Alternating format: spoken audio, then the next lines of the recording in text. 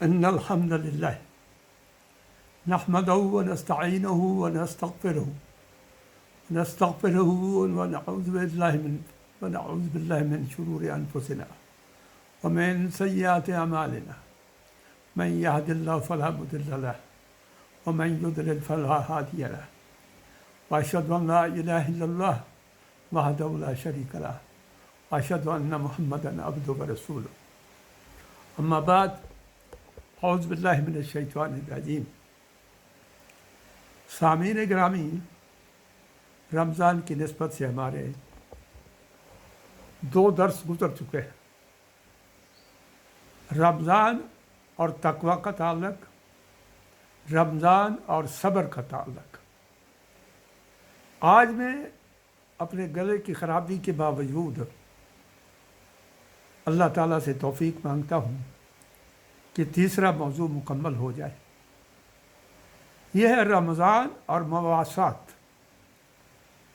مواسات ہمدردی کو کہتے ہیں۔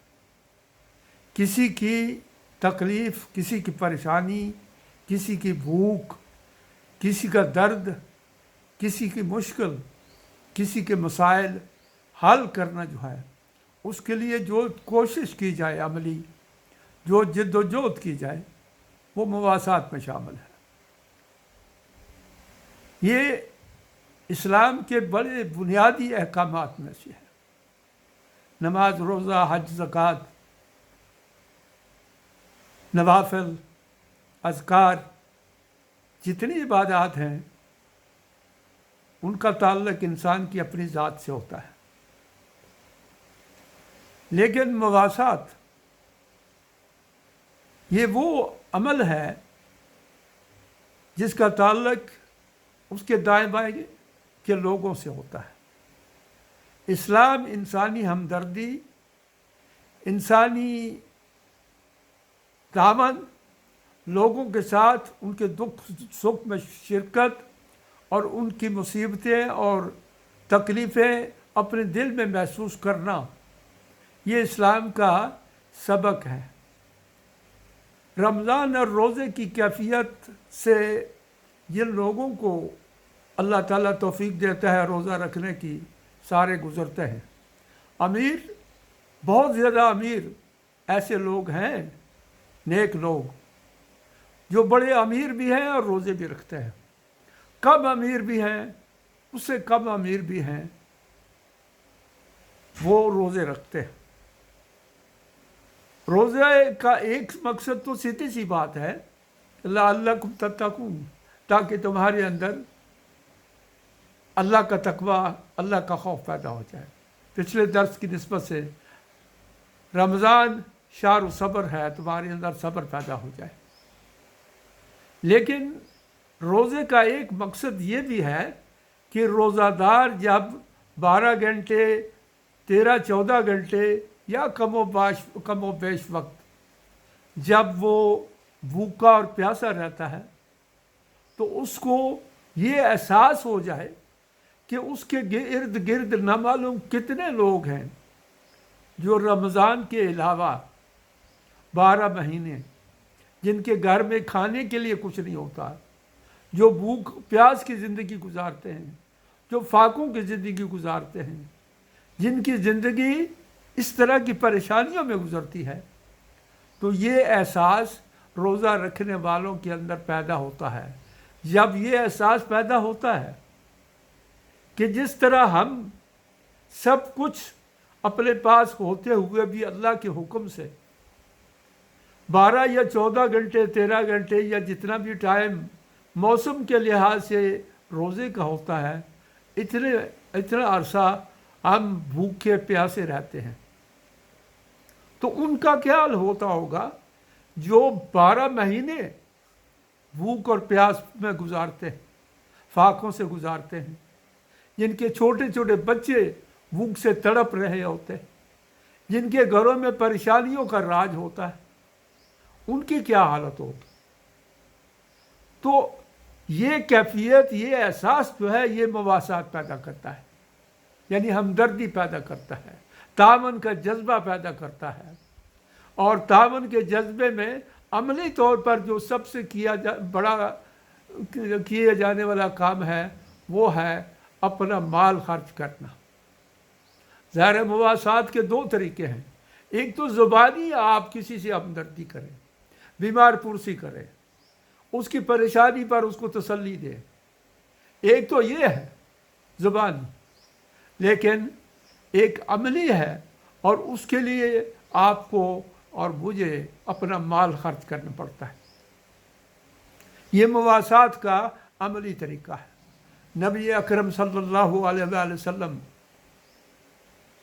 نے اپنے گھر میں کبھی دولت جمع نہیں کی۔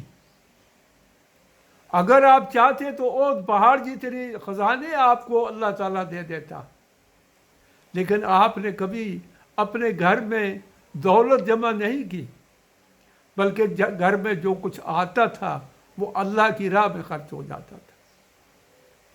وہ اصحاب صفہ جو مسجد نبوی کے چبوترے پر رہتے تھے، جن کا کوئی معاشی وسیلہ نہیں تھا، ان میں سے جب فقر و فاقہ کا شکار ہو جاتے تھے تو نبی پاک صلی اللہ علیہ وسلم کے گھر میں جو کچھ ہوتا تھا وہ ان تک پہنچا دیتے تھے، اور جب گھر میں کچھ نہیں ہوتا تھا تو کچھ مالدار صحابہ سے کہتے تھے کہ وہ ان کو ان کے معاشی یعنی بھوک پیاس کا انتظام کریں، کھانے پینے کا انتظام کریں۔ حضور اکرم صلی اللہ علیہ وسلم اللہ کی راہ میں خرچ کرنے کے معاملے میں اتنے سخی تھے کہ حدیث میں آتا ہے کہ حضور کی سخاوت عام دنوں میں بھی بہت زیادہ تھی۔ ظاہر ہے کہ جب ایک ہستی نے اپنے پاس آنے والے مال کو خرچ کرنا ہی اپنا شعار بنا لیا تھا، اسی میں اللہ کی رضا سمجھتا تھا، اسی سے وہ اپنے رب کو راضی کرتا تھا، تو پھر آپ صلی اللہ علیہ وسلم کیسے ہو سکتا تھا کہ جو مال آتا وہ خرچ نہ کرتے عام دنوں میں بھی؟ لیکن رمضان میں حدیث پاک میں آتا ہے کہ جب جبریل امین، ہم جانتے ہیں احادیث میں آتا ہے کہ رمضان میں جبریل امین ایک دفعہ پورے کے پورے قرآن کا جتنا قرآن نازل ہو چکا ہوتا تھا اس کا مدارسہ کراتے تھے، یعنی حضور پاک صلی اللہ علیہ وسلم جبریل کے ساتھ بیٹھ کر اتنا قرآن پاک دہراتے تھے۔ حضور پاک صلی اللہ علیہ وسلم کی آخری عمر کا آخری جو رمضان تھا اس میں یہ مدارسہ، یہ دہرائی جو ہے 2 دفعہ ہوئی تھی۔ تو جب جبریل امین کا آنا ہوتا تھا رمضان میں تو ان دنوں تو آپ کی سخاوت کا یہ حال ہوتا تھا کہ موسم بہار میں صبح کے وقت جو ہوائیں چلتی ہے ٹھنڈی ٹھنڈی، جو ہر ایک کے دل کو تراوت اور خوشی بخشتی ہے، خوشگواری پیدا کرتی ہے، ان ہواؤں کی طرح آپ صلی اللہ علیہ وسلم کی سخاوت بہنے لگتی تھی، ندیاں بہنے لگتی تھی سخاوت کی۔ آپ دائیں بائیں ارد گرد جس کسی کو معاشی مشکل میں دیکھتے تھے تو آپ صلی اللہ علیہ وسلم اس کی مدد فرماتے تھے۔ آپ کے گھر میں انفاق کا جو عمل تھا اس عمل کی حالت یہ تھی کہ ایک مرتبہ آپ صلی اللہ علیہ وسلم کے گھر میں ایک بکری ذبح کی گئی۔ وہ بکری جو ذبح کی گئی تو وہ اللہ کی راہ میں اس کا گوشت تقسیم کرنا تھا۔ آپ صلی اللہ علیہ وسلم گھر آئے، حضرت عائشہ رضی اللہ عنہا سے پوچھا کہ وہ جو بکری ذبح ہوئی تھی تو وہ کتنی بچی ہے، یعنی وہ انفاق ہو گیا اللہ کی راہ میں، دائیں بائیں کے اور غریبوں میں گوشت تقسیم ہو گیا، تو اب اس میں سے کتنا کچھ بچا ہے؟ حضرت عائشہ رضی اللہ عنہا نے کہا کہ یا رسول اللہ ساری بکری جو ہے وہ اس میں سے ما باقی منہا کیا بچا؟ قالت ما باقی منہا الا قطفہا، یعنی اس کے ایک مونڈے کے سوا اور کوئی چیز نہیں بچی ہے۔ آپ صلی اللہ علیہ وسلم نے فرمایا قال باقی کلہا، سب ساری بچ گئی ہے، غیر قطفہا، اس قطف، اس بکری کا جو یہ مونڈا ہوتا ہے، اچھا گوشت ہوتا ہے اس کے سوا ساری بچ گئی ہے، کیونکہ جو اللہ کی راہ میں گئی وہ بچ گئی، اللہ کے یہاں جمع ہو گئی۔ وہ جو ایک گوشت کا حصہ بچ گیا، وہ سارا جو ہے بچ گیا، بس اس کتف کے بغیر، کتف کے سوائے، یعنی وہ ہمارے لیے وہ بچہ، باقی اللہ کی راہ میں خرچ کر دیا۔ حضور صلی اللہ علیہ وسلم نے یہ جو سخاوت ہے، یہ آپ صلی اللہ علیہ وسلم کی شان تھی اور آپ کی تعلیم تھی کہ لوگ اپنے قریب کے اپنے مسلمان بھائیوں کی مدد کریں۔ حضور صلی اللہ علیہ وسلم نے فرمایا کہ المسلم اخو المسلم، مسلمان کا بھائی ہے، لا یظلمہ ولا یسلمہ، وہ نہ تو خود اس پر ظلم کرتا ہے، نہ اس کو ظلم کرنے والوں کے حوالے کرتا ہے، نہ اس پر ظلم ہوتا ہوا دیکھنا برداشت کرتا ہے۔ فرمایا ومن کان فی حاجت اخیہ کان اللہ فی حاجتہ، جو شخص بھی اپنے مسلمان بھائی کی حاجت پوری کرے، ضرورت پوری کرے، بھوکا ہے تو اس کو کھانا دے، ننگا ہے تو اس کو کپڑا دے، جو اس کی ضرورت پوری کرے، جب تک وہ اس کی حاجت پوری کرنے میں لگا رہتا ہے تو اس وقت تک کان اللہ فی حاجتہ، اللہ تعالیٰ اس کی حاجتیں پوری کرتا رہتا ہے۔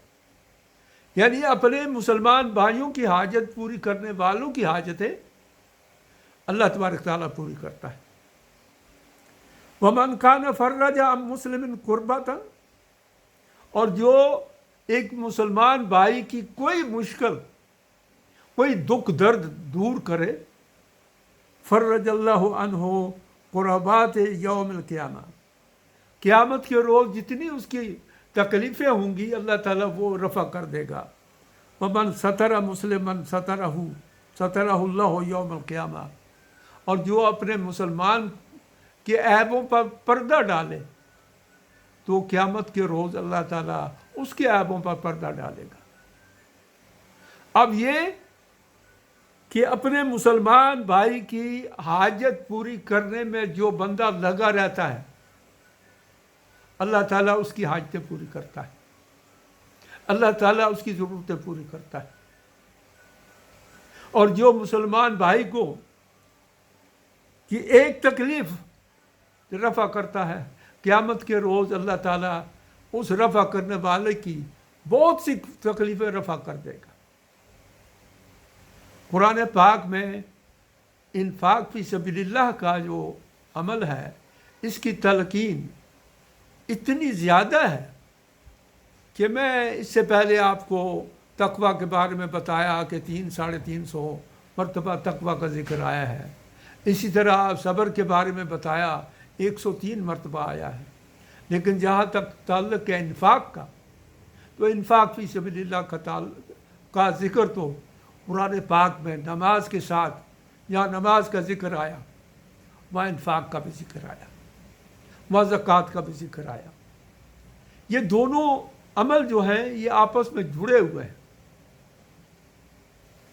نماز رب کے سامنے، رب کے ساتھ تعلق کا ذریعہ ہے۔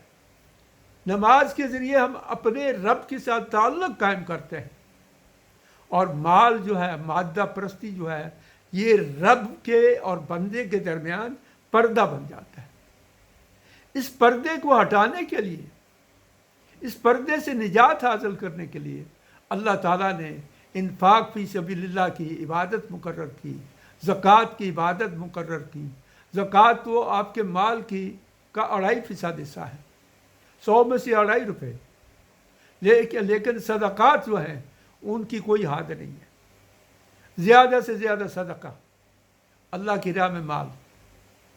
تو اللہ تبارک تعالیٰ نے، نبی پاک صلی اللہ علیہ وسلم نے فرمایا کہ کہنے کو تو کیا ہوتا ہے، مال خرچ کرتے ہیں، شیطان جو ڈراتا ہے نا، شیطان انفاق سے ڈراتا ہے، تو یہی کہہ کر ڈراتا ہے کہ تم غریب ہو جاؤ گے، تمہارا مال اللہ کی راہ میں جائے گا تو تمہارا مال کم ہونا شروع ہو جائے گا اور تم غریب ہوتے چلے جاؤ گے۔ نبی پاک صلی اللہ علیہ وسلم نے فرمایا کہ ما نقصت صدقۃ من مال، مال میں صدقہ جو آپ کرتے ہیں اس سے مال کم نہیں ہوتا، اس میں نقص پیدا نہیں ہوتا۔ فرمایا کہ وما زاد اللہ عبد بعفو الا عزا، اور اگر جو آدمی دوسروں کو معاف کرتا رہے تو اس کے اندر اس کا کوئی نقصان نہیں ہوتا، بلکہ الٹا اس کی عزت میں اضافہ ہوتا ہے۔ وما تواضع احد للہ، اور جو کوئی اللہ کی خاطر عاجزی اختیار کرتا ہے الا رفعہ اللہ، تو وہ اللہ تعالیٰ اس کا درجہ بلند کرتا ہے۔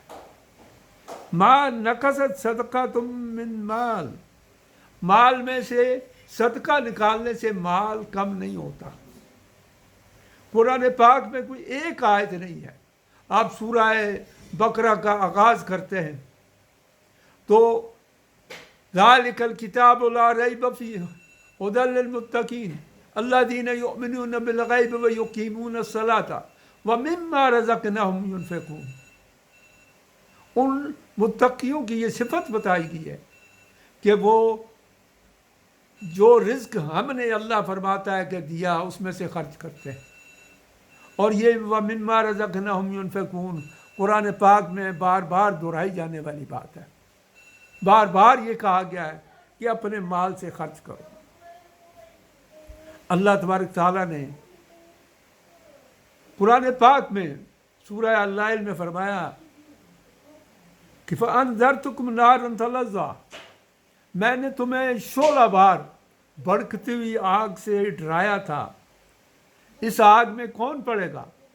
لا یصلاھا الا الاشقیٰ، اس میں بدبخت لوگ ہی پڑیں گے۔ الذی کذب وتولی، وہ بدبخت پڑے گا جس نے قرآن اور نبی پاک صلی اللہ علیہ وسلم کی دعوت کو جھٹلایا، وتولی، اور رخ پھیرا۔ وَسَيُجَنَّبُهُ الْأَتْقَى، اور اس سے جو بچے گا وہ ہوگا جو سب سے زیادہ متقی ہوگا۔ الذی مالہ یتزکیٰ، جو اپنا مال خرچ کرتا ہے تزکیہ حاصل کرنے کے لیے، اپنا مال تزکیہ حاصل کرنے کے لیے خرچ کرتا ہے، اس کا کسی سے لین دین نہیں ہوتا، اسے کسی سے کچھ لینا نہیں ہوتا ہے، اس کے ذمہ کوئی قرض نہیں ہوتا ہے، بلکہ وہ صرف اللہ کی رضا کے لیے خرچ کرتا ہے۔ وَسَيُجَنَّبُهُ الْأَتْقَى الَّذِي يُؤْتِي مَالَهُ يَتَزَكَّىٰ، جو اپنا مال خرچ کرتا ہے تاکہ تزکیہ حاصل کرے۔ زکوٰۃ اور تزکیہ ایک ہی مادہ ہے، تاکہ وہ تزکیہ حاصل کرے۔ وَمَا لِأَحَدٍ عِندَهُ مِن نِعْمَةٍ تُجْزَىٰ إِلَّا ابْتِغَاءَ، اس کے ذمہ کسی کا کوئی قرض نہیں ہے، إِلَّا ابْتِغَاءَ وَجْهِ رَبِّ الْأَعْلَىٰ، اپنے رب کی رضامندی، خوشنودگی حاصل کرنا چاہتا ہے۔ قرآن پاک میں فرمایا کہ آمنوا باللہ ورسولہ وانفقوا مما جعلکم مستخلفین فیہ۔ سورہ الحدید میں فرمایا کہ اللہ پر اور اللہ کے رسول پر ایمان لاؤ، وانفقوا مما جعلکم مستخلفین فیہ، اور اس مال جس کا تمہیں مالک بنایا ہے اس میں سے خرچ کرو۔ فالذین آمنوا منکم وانفقوا لهم اجرا کبیرا، تم میں سے جو ایمان لاتے ہیں اللہ اور اللہ کے رسول پر اور جنہوں نے مال خرچ کیا ان کے لیے بہت بڑا اجر ہے۔ اللہ نے فرمایا وما انفقتم من شیء فهو یخلفہ وهو خیر خیر الرازقین۔ وما انفقتم من شیء، جو تم خرچ کرتے ہو فہو یخلفہ، وہ اس کی جگہ دوسرا مال آ جاتا ہے۔ وہو خیر الرازقین، کیونکہ اللہ تعالیٰ رازقوں میں سب سے زیادہ اچھا رزق دینے والا ہے۔ تو یہ بنیادی چیز ہے جو مواسات قرآن پاک کے احکام میں سے ہے۔ مال خرچ کر کے ہی تو ہم اپنے بھائیوں بہنوں، مصیبت زدہ لوگوں، پریشان حال لوگوں، دکھیوں اور تکلیف میں پڑے ہوئے لوگوں کی مدد کر کے اللہ کی رضا حاصل کر سکتے ہیں۔ یہ رمضان کے مقاصد میں سے ایک مقصد ہے، مواسات۔ اور نبی پاک صلی اللہ علیہ وسلم رمضان میں سب سے زیادہ سخی ہو جاتے ہیں، اجود، یعنی سب سے زیادہ سخی ہو جاتے تھے۔ کیوں؟ کیونکہ رمضان المبارک کی گھڑیاں جو ہیں ان کی وہ انسان کے اندر ایک ایسی کیفیت پیدا کرتی ہیں کہ انسان کے دل کے اندر مادہ پرستی، مال پرستی جو ہے اس کی کیفیتیں کم ہوتی ہیں۔ حضور کے اندر تو وہ تھی ہی نہیں، لیکن ہم جس بندے کی پریشانی دور کریں گے، جس انسان کے ساتھ ہمدردی کریں گے، جس کے ساتھ تعاون کریں گے، جس کی مشکل اور پریشانی دور کریں گے، تو اللہ تعالیٰ اس کے بدلے میں ہماری پریشانیاں دور کرے گا، ہمارے دکھ دور کرے گا۔ تو گویا یہ مہینہ مواسات کا مہینہ ہے، دوسروں کے دکھ درد میں شریک ہونے کا مہینہ ہے۔ تو اللہ تعالیٰ ہمیں توفیق دے کہ ہم اس مہینے کے اس تقاضے کو پورا کریں، اور اللہ کی راہ میں جس حد تک ممکن ہے۔ اللہ یہ ہم سے تقاضا نہیں کرتا کہ اربوں کے حساب سے ہم خرچ کریں، کروڑوں کے حساب سے خرچ کریں، بلکہ اللہ تعالیٰ کہتا ہے کہ توفیق کے مطابق خرچ کرو، جس کے پاس جو توفیق ہے۔ زکوٰۃ میں تو یہی کہا ہے نا کہ جس کا مال 100 روپیہ ایک سال کے لیے بغیر خرچ کیے پڑا رہا، تو اس 100 میں سے ایک سال کے بعد 2.5 روپے خرچ کرے، اور جس کے 1000 ہیں وہ 250 روپے خرچ کرے، جس کے کروڑ ہیں، لاکھوں ہیں، اسی نسبت سے 2.5% وہ اللہ کی راہ میں خرچ کرے گا۔ اور میں سمجھتا ہوں پاکستان کے اندر امیروں کی تعداد تھوڑی نہیں ہے۔ ہمارے یہ سارے کے سارے ایم این اے اور ایم پی اے اور وزیر اعظم اور صدر اور یہ جتنے کے جتنے جرنیل ہیں اور یہ سارے کے سارے لوگ جو ہیں وہ ارب پتی ہیں۔ وہ صرف دیانتداری کے ساتھ زکوٰۃ ادا کریں تو اس زکوٰۃ کے ذریعے بھی ملک کے معاشی حالات دور ہو سکتے ہیں، اور ملک میں جو غربت اور افلاس ہے وہ ختم ہو سکتا ہے۔ لیکن غربت اور افلاس کو دور کرنے کے اسلام نے 2 طریقے بتائے ہیں۔ ایک طریقہ تو یہ ہے کہ اسلام یہ کہتا ہے کہ زکوٰۃ جو ہے وہ حکومت جمع کرے، اور جمع کر کے حکومت کے انتظام میں اس کے کارکنوں کے ذریعے مستحق لوگوں میں تقسیم ہو۔ کیا حکومت کی ایک مشینری ہوتی ہے، ایک پورا نظام ہوتا ہے۔ اور دوسرا طریقہ یہ ہے کہ ہر انسان جس کے پاس مال ہے وہ اپنے مال میں سے اللہ کی راہ میں خرچ کرتا چلا جائے، جتنی اللہ توفیق دے، اور وہ یہ احساس کر کے اللہ کی راہ میں خرچ کرے کہ یہ جو مال میں نکال رہا ہوں یہ ما نقصت صدقہ تم میں مال میں سے صدقہ جو ہے کمی نہیں کرتا ہے۔ زکوٰۃ مال کم نہیں کرتی، شیطان ڈراتا ہے کہ یہ تمہارا مال کم ہو جائے گا۔ تو مواسات میں نے جیسا کہ عرض کیا کہ انسانی ہمدردی کا نام ہے۔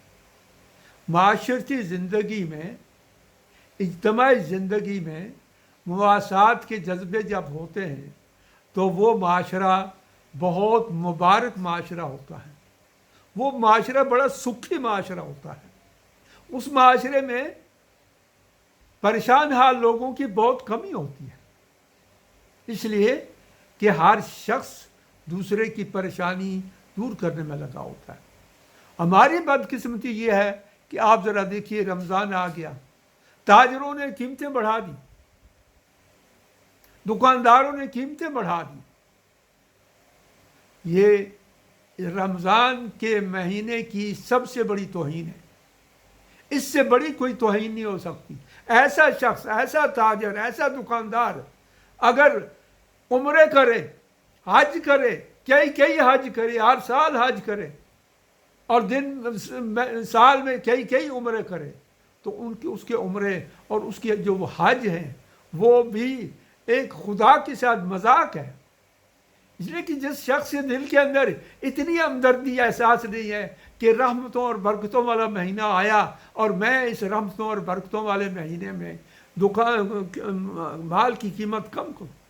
دوسرے ملکوں میں، غیر مسلم ملکوں میں، غیر مسلم دکاندار جو ہوتے ہیں وہ بھی رمضان میں چیزوں کی قیمت کر دیتے ہیں، لیکن ہمارے ہاں دیکھیے تو یہ ملک کے اوپر جو ایک افتاد پڑی ہوئی ہے، بے برکتی پڑی ہوئی ہے، مصیبتیں پڑی ہوئی ہیں، معاشی مسائل ہیں، اس کی وجہ ہمارے نفسانی امراض ہیں، حرص و ہوس ہے، انفرادی طور پر بھی اور اجتماعی طور پر کم مالدار لوگوں میں بھی اور بڑے مالدار لوگوں میں۔ آپ کے صدر اور وزیر اعظم اور وزراء کوئی معمولی مالدار نہیں ہیں، آپ کے سیاستدان کوئی معمولی مالدار نہیں ہیں، آپ کے بزنس مینوں میں کوئی تھوڑے لوگ نہیں ہیں، آپ کے جرنیلوں میں کوئی تھوڑے لوگ نہیں ہیں جن کے پیسے دبئی میں اور سوئٹزرلینڈ کے بینکوں میں پڑے ہوئے نہ ہوں، بے شمار لوگ ہیں۔ تو وجہ کیا ہے؟ اللہ کی راہ میں مال خرچ نہ کرنا، اور اللہ کی راہ میں مال خرچ نہ کرنے کی وجہ سے عوام کی معاشی پریشانیاں اور مشکلیں بڑھتی ہیں اور ان کی مواسات نہیں ہوتی۔ اللہ کے رسول اور اللہ تعالیٰ کا تقاضا ہے اس ماہ رمضان میں مواسات کا تقاضا پورا کرنا، ہمدردی، تعاون، لوگوں کے دکھ درد دور کرنا، ان کی پریشانیاں دور کرنا۔ اللہ تعالیٰ ہم سب کو اس عمل کی توفیق عطا فرمائے۔ اللہ تعالیٰ ہمیں نیکی کی توفیق، روزہ رکھنے کی توفیق دے، اور ساتھ روزے کے رمضان کے مہینے کے جو تقاضے ہیں، یہ تقویٰ ہے، یہ صبر ہے، اور اسی کے ساتھ یہ مواسات ہے۔ رمضان مواسات سکھاتا ہے، ہمدردی، تعاون سکھاتا ہے، دوسروں کے کام آنا سکھاتا ہے، دوسروں کی بھوک پیاس کا احساس پیدا کرتا ہے۔ اللہ تعالیٰ ہمیں توفیق دے کہ ہم اس ماہ رمضان کے تقاضوں میں سے جو بھی تقاضے ہیں وہ تقاضے پورے کریں۔ اللہ ہمیں توفیق دے۔ وآخر دعوانا ان الحمد للہ رب العالمین۔